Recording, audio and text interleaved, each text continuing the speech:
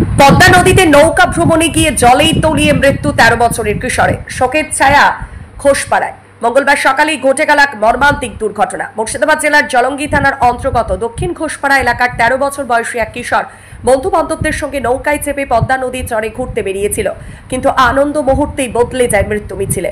নৌকা থেকে হঠাৎ করে ৩ কিশোর জলে পড়ে যায়। তাদের মধ্যে ২ জন কোনো রকমে উঠে আসতে পারলেও এক কিশোর জলে তলিয়ে যায়। মুহূর্তের মধ্যে চারদিকে হাহাকার ছড়িয়ে পড়ে। খবর পেয়ে দ্রুত ঘটনাস্থলে পৌঁছায় স্থানীয় মানুষজন এবং জলঙ্গি থানার পুলিশ।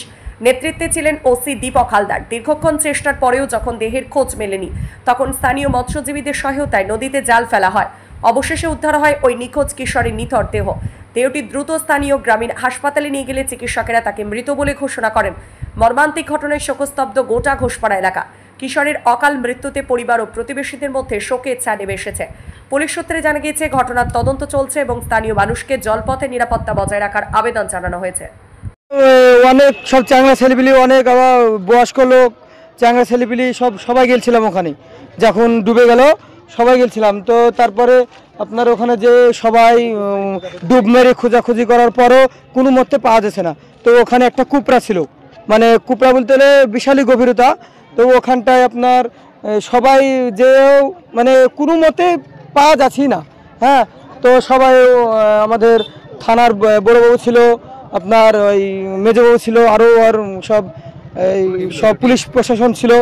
তো তারপরে সবাই বললো, আমাদের আপনার দেশের মেম্বার ছিল, দিয়ে যে বললো জাল নিয়ে আসতে, মানে ব্যাট জাল দিয়ে সবাই মিলিয়ে ওই জলঙ্গি থেকে জাল নিয়ে এসে তো উদ্ধারকে তুলে নিয়ে আসা হয়েছে। কিভাবে পড়েছিল বাচ্চারা পড়েছিল আপনার উপর হয়ে এরকম ভাবে যাচ্ছিল আপনার এমনি আপনার ওই বেড়ানোর জন্য, বেড়ান যেদিন যাচ্ছিল। তো আমি নৌকাতে, আরো কেউ ছিল না ওরাই ছিল? আরো কেউ ছিল কি সঠিক আমি বলতে পারছি না, যেহেতু আমি ওখানে ছিলাম না। তো কাউরির মুখে শুনলাম হলো 2 জনা ছিল। যাই হোক, একটা আপনার ওই সিজারের একটা রুগী ছিল, তো ওখানে নামাজ গেছিল, ওই ছেলেটার সাথে গেছিল। তো ওই নৌকাটা ঘোরাতে যাই পট বাড়ি হয়ে পড়ে গেছিল নিচে। এখন পড়ে যাওয়ার পরে নিচে কি হয়েছে না হয়েছে তা বলতে পারবো না। নৌকা থেকে পট বাড়ি? হ্যাঁ, নৌকা থেকে পট বাড়ি খেয়ে আপনার জলে পড়ে যায়। তারপরে আর একবার উঠেছিল সিদ্ধি বলে, তারপরে আর বুঝলেন তো আরো লোক গেছিল প্যাসেঞ্জার, যার পরে ওই আসার সময় পানির তলে ধরেন একটা রসা ছিল, এপার ওপার রসা ছিল, রসাতে ফ্যান বাঁধে যায়, দিয়ে একটা ঝুল লাগিয়ে বাচ্চাদের পড়ে যায়। 2 জন, একটা যে উঠে বেরিয়েছে আর একটা তো উঠতে পারে, নামটা নাজিবুল।